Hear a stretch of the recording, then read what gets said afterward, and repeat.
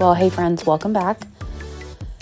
This is our season 7 finale, and we're pulling back the curtain with two people who shape every episode you hear. Our producer, Callie Waters, and our wonderful editor, Leah Kramer. You hear their names in the credits, and today you're going to hear their perspectives on what this season taught us. We're not just recapping what we talked about this season, but we're going to dig into what it all means. This season, we ended up exploring something bigger than any single episode. We noticed recurring themes around intentional living, meaningful connection, and reclaiming adulthood as Gen Z is growing into that space on their own terms. Recent studies highlight that despite being the most digitally connected generation, many of them are saying they feel lonelier, more overwhelmed, and less secure than previous generations. And that's coming from resources from Amazon Web Services and McKinsey and Company. But at the same time, we're seeing that research shows that face-to-face interactions, real in-person connection, remain one of the strongest predictors of mental and emotional health. So while we went through this season with a genuine curiosity about a lot of different topics, there were some themes that tended to thread through our conversations. We noticed things in this year's conversations around leadership, finances and housing, health and sobriety, dating culture, aging, and the creator economy, that Gen Z is really focusing on designing adulthood with intention by balancing money, meaning, and well-being instead of chasing one narrow definition of success. We see this in different global studies on Gen Z, but I wanted to spend time with two people that are Gen Z themselves and who are very closely acquainted with this show and everything we try to deliver through the stories we tell. So let's get into it.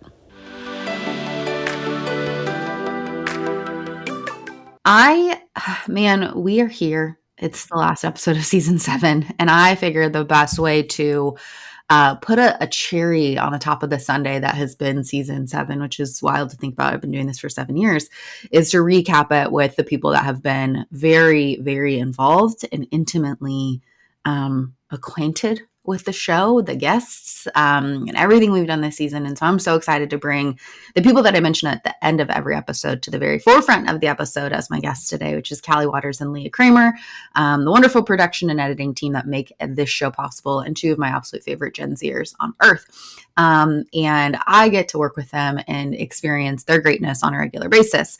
But I want to bring them to the forefront and really help me reflect and recap, because they certainly have an interesting perspective on everything we've done this season, and how it's come together. And so before we get into it, let's start with Callie. Can you just say hello and, give us, you do so much work behind the scenes. Like, I know our guests know you and interact with you, but the listeners only get to hear your name at the end of an episode. So who are you and how did you come to be in this beautiful Gen Z world with us?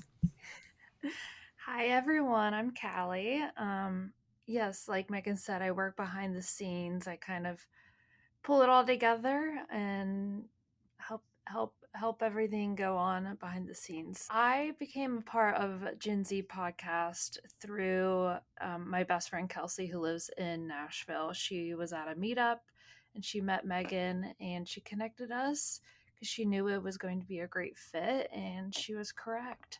I've been working with Megan since May. I came in around like episode 5 or 6 of this season. So, yeah, been working with Megan for a majority of the season. Yeah, and for that I am thankful, because you have kept us so much more streamlined and me on task and getting things to and from Leah. And it's if people are like, wow, Megan's been putting out more episodes and there's just more things you're doing, it's largely because we have someone really focused on that, and that is Callie. So you can thank Callie if you were like, man, there's so many more episodes and there's continuity and a schedule. That's all Callie. So I'm so grateful that I went to that meetup and met Kelsey, and I know she listens to almost every episode. So she's also one of our fans, and we love that. Leah, my girl, you just ran the New York City Marathon. Very proud of you. I know we just talked with you a lot about your comedy, but give us a quick snippet of how you came to be in my world and why we're even talking today.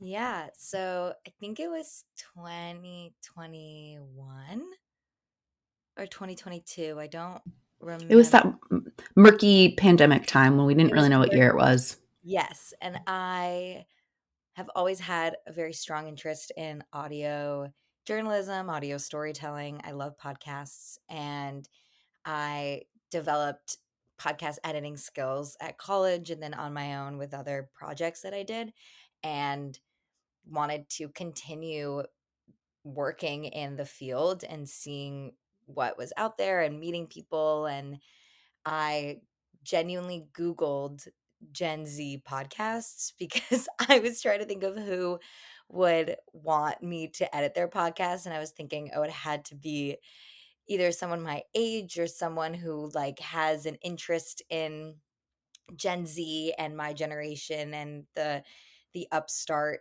energy that we have. And I truly cold emailed Megan and asked if she needed an editor, and she did. And we met and we had like an informal greeting and talked about things, and I've been working with her since. So it's been now like yeah, almost like 4 years, which is kind of crazy. I know. I And feel like I've seen you. I mean, you were grown up when I met you, but like you were kind of like fresh faced ish out of so college at that time. I And don't now think you're like I didn't move to you're New York yet. I don't even think. you were still working remotely from your parents' house. Yes. Yeah. So it's been really special and really cool. And I have to say, um, I love working for this podcast and I love working on it. And we'll probably talk about it more. But as somebody who likes to do things kind of on their own path, I've been so inspired by the people that Megan talks to and the way you hype them up and the questions you ask them and the validity in which you give their paths. And it's just so cool to listen to all the interviews every week and work on them. I appreciate that. I do kind of joke that if I have one consistent listener, it's Leah. And yes, I do pay her to listen and edit. But at least I know there's one set of ears, and Callie listens to them all too. So I got 4 total ears listening because a lot of times I record it, phone it in, send it off, and I'm like, I might not ever listen to that again. Sometimes I do listen to the episode again, and sometimes I don't. It really just depends on where I'm at in the day. But I do love that I get that affirmation that you're like actually listening for the first time, because sometimes I'll do an interview and I'm like, what did I even say there? What was I even talking about? And did it make sense? So thank you for making it make sense. Okay, let's talk about season 7. It has been, I don't want to say one of my favorite seasons, but I do think I went into season 7, not that I didn't have a plan, but I was going back to what I was doing a few seasons ago, which was more like topic by topic and what was calling to me. And then it unofficially had a theme, which was, I want to get to that the unplanned, unofficial theme later. But let's talk about some of the standout conversations or moments that episodes that really stood out to you both this season, and some that you're like walking away from and being like, that was a fun one, or you don't have to pick one if there's a few. Like, where were some of the standouts for you and top moments where you're like, that was a solid time in season 7? I think, well, this was one of the first podcasts that I was able to listen in on, but it has stuck with me ever since. I would say Amanda Littman's Next Gen Leadership episode was really, it felt very like validating as a Gen Z worker in this world, where I was like, so this is how leadership should be done. So I don't want to use the word gaslighting, but um, I just felt like some managers and leaders certainly need to listen to that episode and take note. And one thing that really stood out to me was how she said that as a leader in the workforce, you need to outline and very clearly communicate what you want your employees and your team to work on and do and execute. And that has stuck with me ever since, because if you've ever had a manager that doesn't communicate, you feel like a floundering fish in the sea. So I will have to say that, Megan, you do a great job of really communicating and letting me know exactly what needs to be done. And you give me all the tools to achieve it. So that's such a lovely gift you give me. I was so nervous when you started talking about managers. I was like, oh no, I hope I'm doing what Amanda said. I think I do that, so I'm glad to hear that. Not this episode is not an affirmation of Meghan moment, but I am glad to hear that you get what you need to get your job done. So that's always my goal. And Amanda is she's a beast in such like an amazing way, and she's so inspiring. And even if you don't follow what she does politically, just that book and how she speaks like truth to power, I absolutely have to agree. Of like, she's like put the truth tellers and the people that are actually doing it out there. And she does it so confidently and with so much grace. Like she's one of my favorite people to follow on the internet because she like takes nothing from no one. I think it comes from being like a mom to two young kids, but also building something really early in her career where she had to be the leader. So I'm glad that one stuck with you, because I think there are a lot of young employees and team members and Gen Zers out there that are amplified by that kind of message to say like, what was working for past generations isn't working for us, but like you need us to work. So like, let's find a middle ground, right? What about you, Leah? What are some of the standout top moments or episodes that really stuck with you? The end overdose episode really stuck with me, um, with Maddie. I was so impressed and inspired by the way she spoke about end overdose and about the way she explained how she got into the organization and then just helped grow it and took on the leadership and the challenge of being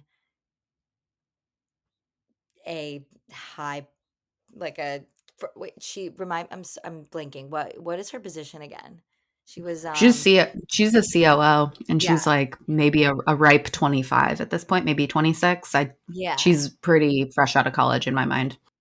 Yeah, it's yeah, being I was so inspired by grow how she grew this nonprofit and how she just took on the leadership. And for me, that kind of encapsulated a lot of what this season was about, which is just doing and learning as you do, and how that is such a Gen Z approach to creation and ideation. And I just thought it was amazing. And um, listening to it made me feel, yeah, just very inspired and excited about all the other little startups that are going to grow and get bigger and bigger that are making the world a better place. Leah, I guess like going into it, I never play the guessing game of like, what episode is Leah gonna love, right? Like, I'm just convinced you're gonna love everyone. But now that I think back to like our time with Maddie and then some of like the parallels with your story and her story is like turning a sense of loss and grief and pain into something really powerful for your peers, Yeah. right? And you have very different paths of how you've handled that, but very Gen Z of you to say like, this tough thing happened to me, and I got through it and it was hard, but I want to make sure other people have the space and then the tools to not have to feel the pain that I did. And I commend you both, but I'm not surprised that Maddie's story spoke to you. Like, you do very different things. But that, I think it's like that conversion of a tough time into something that is meaningful and purposeful and ultimately helps other people, right? Is something that I took from her. Man, I have so many top moments from this season. Like, I like get buzzy about like after every episode. I think some ones that are staying with me that I didn't think I was going to get into this year. Like, it seems so long ago, but my episode with Sharon Rose, the social gerontologist. It feels like light years away, like light years ago. But when we were talking about the science of aging and how we age healthfully and a way that like we can live a full life regardless of our age and our life cycle right now, like that one stuck with me a lot because I think like as I get closer to being like I guess a full-fledged adult, like I think about how do I live my life in a full manner, but then also help other people do so. And Sharon is like the ultimate connector of people. And like, if I hadn't talked to Sharon, I wouldn't have met Noah, who like came along and told us all about all those amazing older Americans that he's interviewing for retirement or lack of retirement, if you will. And so, this idea of getting older, I don't think I meant to lean into it a little bit this year, but this was the year that I think this season I really came to grips that like Gen Z is not what I used to think of like as my cute younger cousin, like figuring it out after college. Like they're full-fledged adults. They're like paying taxes and buying homes and having kids, and they're grown up. They're growing up, and that means I'm growing up, I guess, too. So that was a top, like, kind of a top moment for me. And then I always got to shout out my girl Gabby Beckford, because she's just so much fun to talk to, so inspiring. Makes you want to go like take on the world after you talk with her. And so like those are a few top ones for me. Anything? What are some other ones that might have stood out? You're allowed to have more than one too. Like you're allowed to have more than one thing that you're like, I really loved this from this episode or this guest. Also the dating one, just because I was like, yeah, that tracks. um, just the idea of Yep. wanting to I'm meet in person and this craving for in-person connection. And I loved that was like a theme just throughout the whole season, just like the yearning for doing things together. The Granny Core episode, I also felt very seen by, as someone who's participated in knitting and crochet clubs and book clubs and, you know, run clubs, things that are not surrounded around like alcohol or going out, but are still inherently social. Um, yeah, I I just like every time I listened to an episode, I felt very seen and also felt like I gained the words and also I like gained the words to describe my generation in like a stronger way and felt very connected to the other people in my generation. And it's cool because like I don't know any of these people, but yet we're having all very similar experiences. Leah, that's the wild thing about generations is like you don't all get together. And I say this when I'm like teaching people about generations and like speaking settings. Like generations don't get together and say, like, this is our agenda. This is what we're about. This is what we're doing. But it's like this weird thing of like it's your culture that just shapes and connects you. And I think that we got into I think an interesting facet of Gen Z culture. That again, I wasn't planning it. And I think that maybe that is the like you taught me this, Leah, the like post it and edit it later. Like I think we're doing a little bit of the editing later right now of what did we just do for, X amount of episodes this season, and really what did we take from it. But really shaping that. I didn't go into it with like the intention to shape a conversation. I kind of felt like I was just like, let's just like follow the ride of where we're seeing stuff with Gen Z. And I think that was a fun way it guided us unintentionally. Is very antithetical to who I am as a person. Let's just put it that way. I love a plan, love a purpose, love an outline. Callie, what about you? What are some other extra special moments or things that you were that you'll take with you, if you will? I would have to agree with Leah. The Granny Core Hobbies episode was just, I mean, I could have been the guest on there, honestly. Like, I love me my hobbies.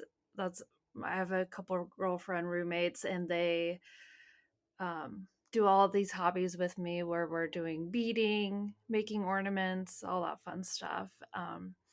So yeah, it was just like Leah said, I felt very seen and heard, and yeah, like I'm not just the only one out here living this lifestyle. And then Yeah. another one I would have to say is the real estate episode. I think probably a lot of my Gen Zers out there feel like owning a home is so unattainable at this point. Like, what is even going on out there in this world? And I think Austin, it was just a good reminder that like you just have to have your priorities straight. And also there are different avenues that you can take to home ownership. It's not just one size fits all, that you have to maybe be creative and stay focused if that is a goal that you have. It was just a good reminder of that in a world that feels so unattainable. Yeah. If I could bottle up Austin's like positivity, like he's such a positive person, but he's so focused. And people like that, I'm like, we need more of them. They could run the world. Because he absolutely was like, I think he as a homeowner, I was like, man, I feel really validated because like there are times when I would tell people like, yeah, we rent out our room, and I think Charlie might even listen to this episode, but like we rent out a room to a nice young man, and just because it's there and like helps with the mortgage, gives him a place to live. People are like, you rent out a room in your house, and I'm like, yeah, because we have like 2 extra bedrooms. Why wouldn't we?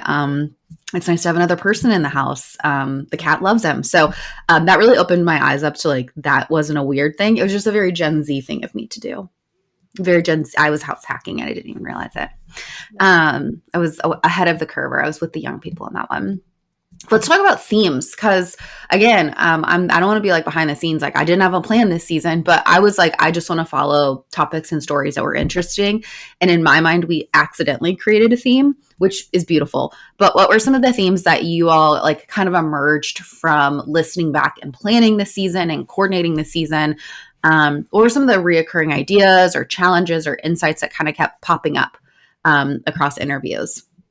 I would say the biggest thing was just this idea of like gathering in events and how Gen Z are gathering like culturally and socially.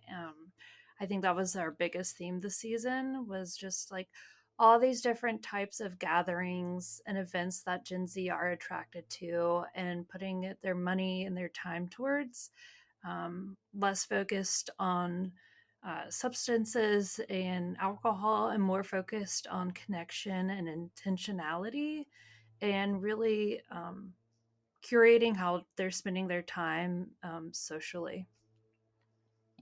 Yeah, I think we accidentally got into really digging deep into purposeful gathering. And I think even further, if I take that of like the idea of living with intention. So, like this mindset of um, intentional decisions being made about everything from substances and socializing, right? Like that was a big thing that we talked about this year. But I think back to like really every few years, I bring Andrew Roth in to break my brain, right? And he like comes in and he tells me, he's like, actually, this is what I'm learning. I was like, you're so smart.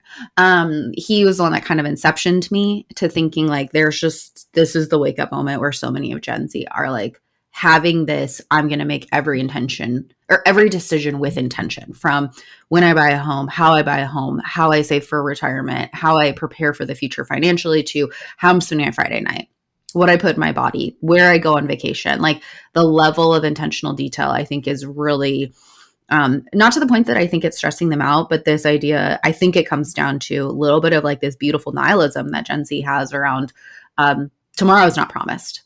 So I got to be very intentional about what I'm doing today. And I really do appreciate that. Like I used to think like there's this doom and gloom about Gen Z of like, they're like the world's on fire. Like, but I really do think it's more of this, we don't know what tomorrow's going to hold. Not like live a YOLO life. That was very millennial, but like live a intentional, let's make the most and get the most out of every day that we have because we don't know what tomorrow is. Is that fair? Is that like a fair assumption? Did I read that correctly? Someone validate me or tell me I'm completely wrong. Yeah, I Any would validation. definitely agree with what you said. Leah, what about you? What are some themes that or kind of ideas that kind of kept coming up for you as you were listening and editing and making us all sound beautiful? um, I feel like I keep mentioning this, but the desire for in-person connection, that to me really kept coming up, and is something I see reflected in my own life as well. People just want to be and do together because there was so much there was a big chunk of our lives where we could not, and I wonder if that's not just a Gen Z thing, but just like a reaction to COVID, of like the intentionality of like creating spaces, like we don't take it for granted anymore.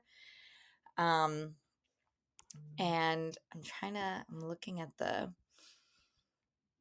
I also think I this is something I also mentioned before, but the theme of just doing, um and thinking about just even like retirement and real estate, like just taking things into your own hands and doing them, and not really waiting for an okay, I think is a theme of Gen Z. And yeah, Those were the ones that kept popping up to me for me. Yeah, and I can see that theme of like just like doing it or just like, sending it and getting it done or like just Yeah. taking the first step, right? And we could do things as serious as like retirement and planning for something that might be 30 years down the road, right? But I also see it in like our conversation with Hannah from the Savannah Ice Tub Club of like they just did it. They literally just took the plunge and like they're like, we had a good time doing this, and maybe next week someone also want to join us, and they've grown a really cool thing. And like I kind of want to jump in on it when I go to Savannah in February, but it's going to be cold as heck. Well, not really. It's going to be cold for Savannah standards, but Yeah. this idea of just do the thing, right? Like I think Roselli from Eventbrite told, like in the Granny Core episode, which like isn't she just so wonderful, was like, just if your weird is out there, someone else probably likes it too. Like someone else is going to want to knit on a Friday night. You just don't know who it is. Yeah. So I do. It's like just do the thing that makes you happy, right? Do the thing that makes you happy. Do it with intention. Find the people. Find your weird. And I love that about Gen Z. Let's think ahead. I mean, season 8. Weird to think. I know. Leah, you've been around about for like half of my podcasting. Thank you. Thank you for finding me and saving me. Callie, thank you for saving me. But we are going into season 8, right? Like I guess if we say it out loud and we put it on the internet, we have to do it, right? And we don't have a plan. I think not having a plan sort of helped us out, right? Like I think we have some ideas of what we'd like to potentially learn about. But let's do a little dreaming of some of our like dream guests or wish lists of topics or things we'd want to talk about or conversations we should really be shifting to. I have some ideas, but I'm going to hold off on them. Callie or Leah, what are some of the dream guests or topics that you, because if we say it, maybe someone will hear it and make it happen, right? There's this one woman who comes to mind. She's not a Gen Zer, but I've been a massive, massive fan of hers since I was probably 13, and that is Chelsea Handler. I saw an episode of Chelsea lately, literally when my family was on vacation in Orange Beach, Alabama, and my brother is 8 years older than me, and Chelsea lately was on. My mom was like, "You don't need to be watching that," but I've been just such a massive fan of her ever since, and I think she's hilarious and a strong woman who is unapologetic in her ways and is so smart and hilarious. So yeah, I'm going to tell you something. I met her in college. I went to a taping of Chelsea lately, and she signed my book. So I'm what? sorry that we are just getting into this. And she's like as incredible as you would imagine. She's absolutely, and I think that there's some like level of like living life honestly. Like, what can we learn from Chelsea, who's done that for so long and really is not played by anybody's rules? So we'll try. Callie, that's on you. You do a lot of our guest booking, so if you can find a way to have your people find Chelsea's people, like I'm game. That's probably going to be our first episode. We have to very clearly mark as explicit, but that's fine. Yeah, I might have to go skiing up in Whistler and just find her on the ski slopes because that's where she is every winter. Okay, well, I'm not going to pay for that trip for you, but if it happens to work out for you that you happen to be in the same place as her, I'm happy for you. I'm happy for you. Leah, what about you? What are some topics or guests that you're like, this could really fit into this area? And again, we're not saying we're going to do this if you're listening, but just we're having an active brainstorm. It's a little meta, but I do think that all the people who've created brands and careers with themselves through podcasting would be a very cool Gen Z um, episode, very cool hashtag Gen Z episode. Especially just thinking about the people that I know in like New York they've been able to create full, like true careers based on podcasting. And I think it's a very cool thing. And the way that Gen Z has like their take on podcasting. And I think it would be an interesting conversation. And I would love to hear people share kind of what their journey looked like to build their individual brand.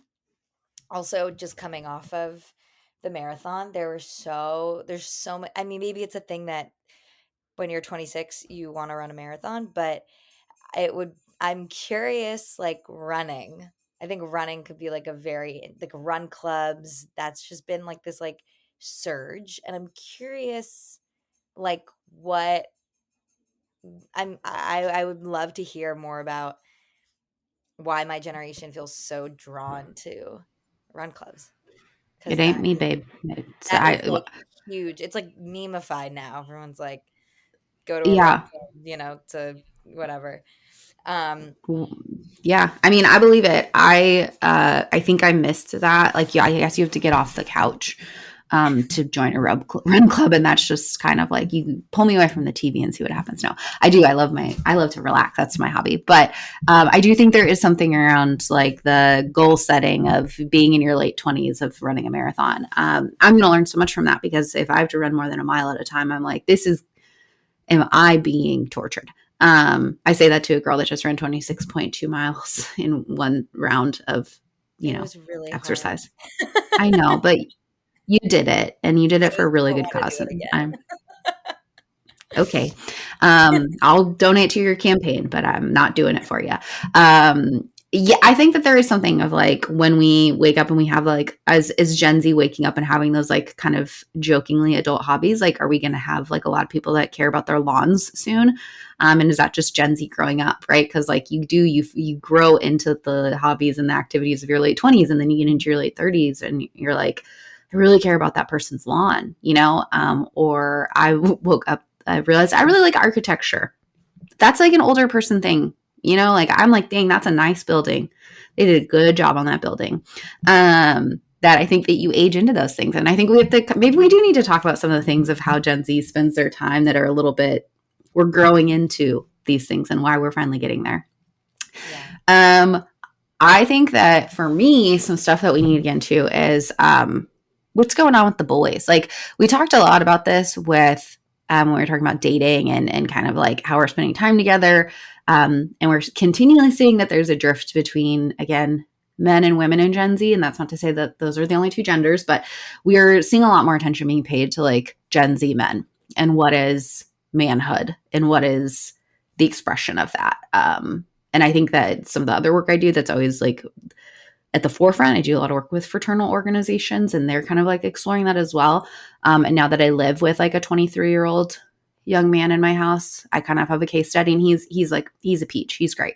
But he's even offered to say like, I will talk about the things that are cool with the young men. But I want to get into things like that we know are kind of like trending with young men around like, what the heck is sports betting and why are we all doing it right now? And why are there like 19-year-olds talking about parlays? Like, what's going on? I'm so confused by this. So I want to get into some kind of like interesting stuff around how sports are changing and how that brings us together. I think, yeah, that's some stuff I want to do. And then Callie knows my dream guest. If they're listening, it's both Callie and my dream guest.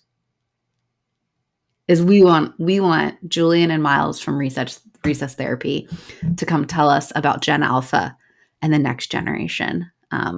That's really like, I think if they were like, who's your dream guest? And I would like Beyonce, I'd be like, no, it's Miles and Julian from recess therapy. Is it not? That would be a dream come true. So if you're It, listening, you know how to get them on our show. Please, please, please help us. please help us. We need them. Callie and I send each other, Leah, we can start sending them to you. Whenever Miles does interviews on his own little show, we like send them back and forth because we're like, did you see his technique there? The way that he really pivoted that guest back to the topic at the ripe age of like 6. We just love him. Oh, he's amazing. Just love him. He's All right. brilliant. He's achieving more at like 6 or 7 than I think all three of us combined. He's such a cutie pie. I think I would like He's lose. I think that would be the greatest celebrity sighting if I saw him. Miles yeah. specifically. If you do see Miles, you know that you need to immediately FaceTime our group and be like, y'all, like that is your one task in the off season is to find Miles in not a creepy way, Leah. Find Miles in New York. Leah's just like freezing in Central Park waiting for this like 7-year-old to walk by. What are some other dream guests or topics that like we need to get into in season 8? I think just like speaking to like influencers, like directly to like different influencers would be really, because that's like a huge economy now. And it would be very interesting to hear about what influencers like what they're doing with their money, and like as like a Gen Z leader in that space. Um, and if they like it, if they don't, I don't know. I think it would be so interesting, like to that point of like people that are influencers that stop being like, do you ever like quit being an influencer? Do you get a real job? Like, not a real job, but like, do you get like a traditional job? Because like being an influencer is a job. I can barely get an Instagram post up, but like, can we find an ex influencer, like someone that was like, I'm leaving this life behind me? That would be so interesting to be like, how do you, because so many people are like, I quit my real job, but now I'm an influencer. And then like, what happens when you decide you don't want to do that anymore? Yeah, I think looking at a lot of jobs and a lot of, or just, I think looking at different successful Gen Zers through the scope of what their Gen Z ness, how that helped with their success, I just think would be really cool. It's hard to think like Mm-hmm. specific Mm-hmm. things. I'm even thinking like someone who's like really does like skincare, or Substack would be a really cool one, actually. That would be awesome.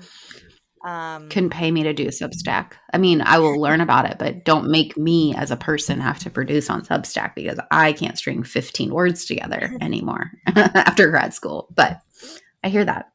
and Partiful, that's kind of taken Gen Z by storm. Um Things like that. Like I would be so curious to hear, because like a lot of these, like it's powered by people in our generation. I'd be curious to hear Mm-hmm. what they have to say. Callie, I can see is like writing stuff down. She's like, "Great, this sounds like you're just creating a to-do list for me." Sort of. Yes, we are. Are there any formats or ideas that we're really maybe wanting to try on? Like I've kind of done stuff the same way for a little while. I'm open, and this is very vulnerable for me to like. What should we potentially like format wise change up?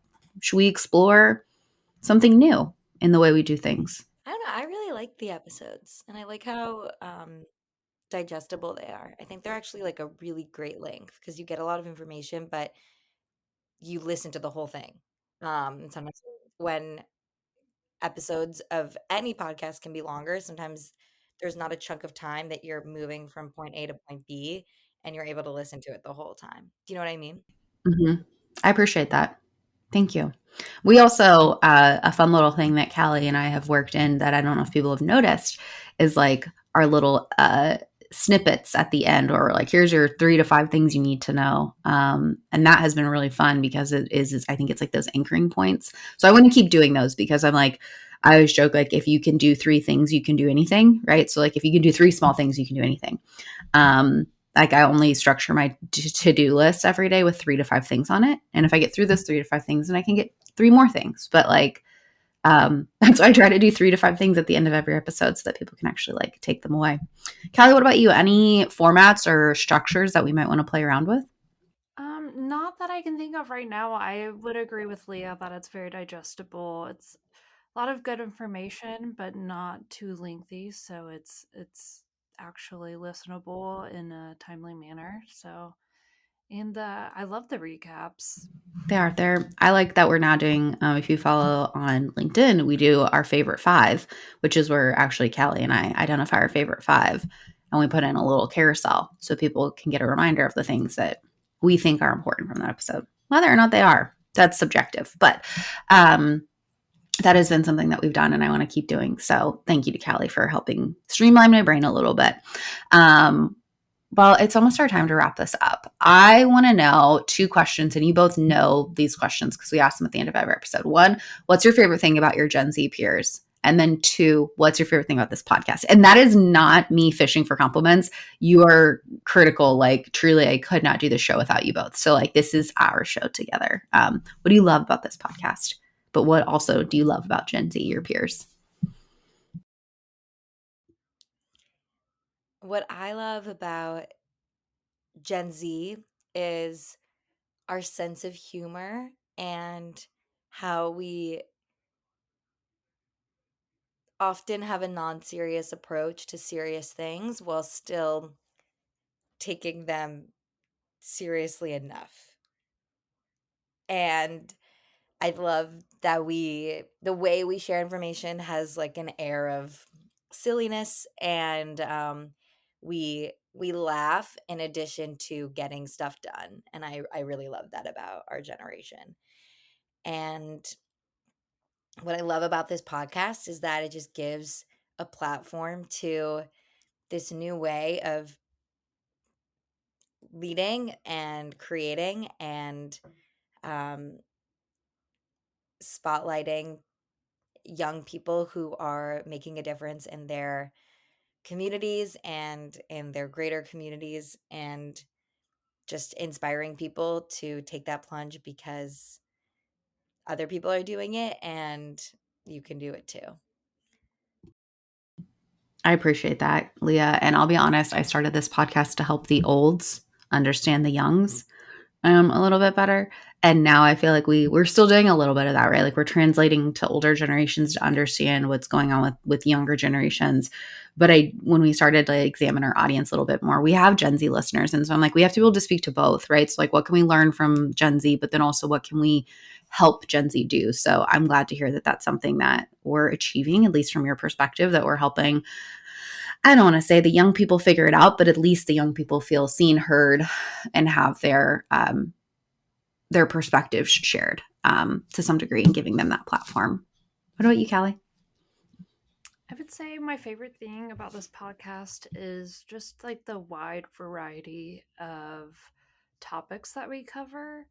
I think we go from workplace to social to retirement to real estate to finances to comedy. I think it's just like a really unique, fun podcast that I think I don't know if there's another one out there like it, honestly, and that's rare to say in this world of many, many podcasts. So, yeah, that's my favorite thing. And just having new guests on every episode to bring their perspective and their experiences and how they got to where they are. And yeah. And then for what was the second part of the question? What's your favorite thing about your Gen Z peers?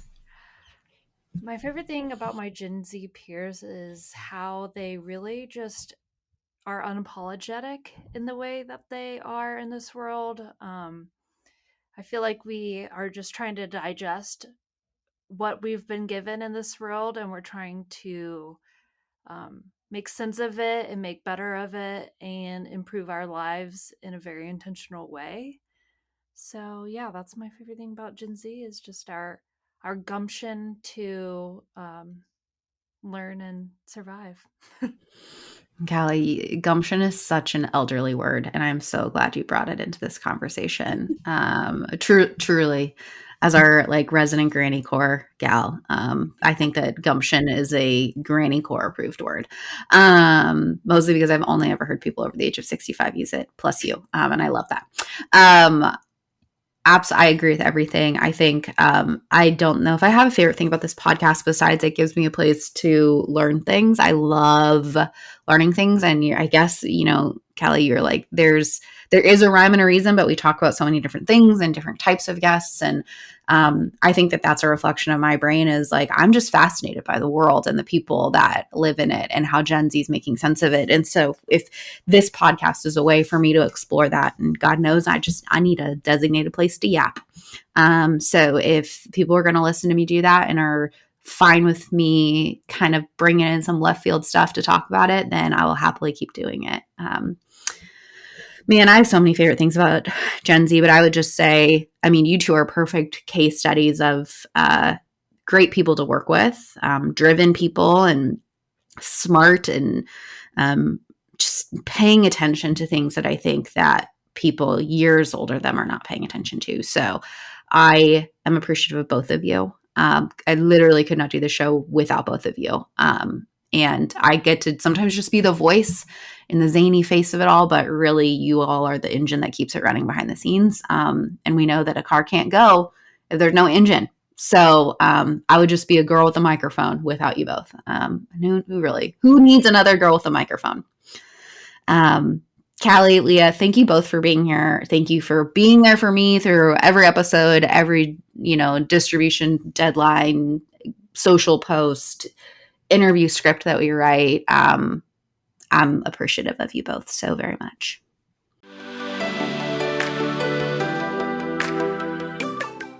Before we wrap up this conversation, I want to share a few takeaways that really stood out from today's reflection with Callie and Leah. We covered a lot, from leadership and lifestyle to the ways Gen Z is shaping work, relationships, and community. But there are some themes that feel especially useful as we head into a new season, a new year, and everyday life. First, there's something about leading with clarity and intention. Callie reminded us how powerful it can be when leaders communicate clearly and give people what they need to succeed. Whether you're managing a project, mentoring someone who's younger, or just coordinating with your roommates, clarity builds trust. As we heard earlier in the season from Amanda Littman, good leadership is really about providing the direction and tools people need to do their best work. And that applies far beyond the workplace. Another takeaway is how Gen Z is turning inspiration into action. Leah talked about how many of our guests didn't just have an idea, they followed through. From Maddie at End Overdose to the Savannah Ice Tub Club, and even Leah herself, Gen Z is full of people who decide to simply start doing it. It's a good reminder that our first step doesn't have to be big or perfect to be meaningful. Whatever you've been thinking about, whether it's a creative project, a small active community service, or a goal you've been putting off, starting somewhere and just see what happens is what's important. We also talked about building connections on our own terms. Both Leah and Callie mentioned how refreshing it was to hear guests describe community beyond traditional social spaces like bars. Whether it's through a run club, a knitting circle, a hobby group, or even a podcast team that spans time zones like we do. Gen Z is redefining how we come together. And thank you to Callie and Leah for letting me hang out with them and be a cool cousin to Gen Z. But connection doesn't have to be loud or public. It just has to be intentional, and there has to be effort behind it. Another insight that we surfaced is the idea of redefining adulthood. The season really showed us that there's no right way to grow up. Gen Z is really leading that conversation, from real conversations around real estate and finances to mental health and purpose. Gen Z is finding creative ways to build stability without sticking to outdated timelines. It's not about checking the boxes, but it's about building a life that fits into your values and your circumstances. And as someone who's older than Gen Z, it's really refreshing to have younger people leading the way on a cultural movement like that. Definitely gives me more permission to be the adult and build my version of adulthood. And I think people of all generations can take a little bit of that. And finally, the through line that cuts everything together is that we need to stay curious. Every guest we spoke to with this season and every story we told came from a place of curiosity. Gen Z is asking new questions about what it means to live well, work well, and to connect meaningfully. These things that are really at the heart of being a good human. And that curiosity with respect is what keeps this podcast going. And I hope that's what we can carry with you and with me as we head into season 8. So while we're closing up season 7, I hope these reflections remind you to lead with intention, take small steps towards what matters, find connection that feels real, and define adulthood your way. And of course, you can count on me to be doing this last one. Keep asking good questions. As always, I want to send a huge thank you to Callie and Leah, not only for joining me in this episode, but for the continued creativity, care, and consistency they bring to every single episode. While I love telling these stories, I really couldn't do it without these two who give me their feedback, tell me I'm being ridiculous, keep me focused and keep me humble. And they're some of the best teachers that I have in this life.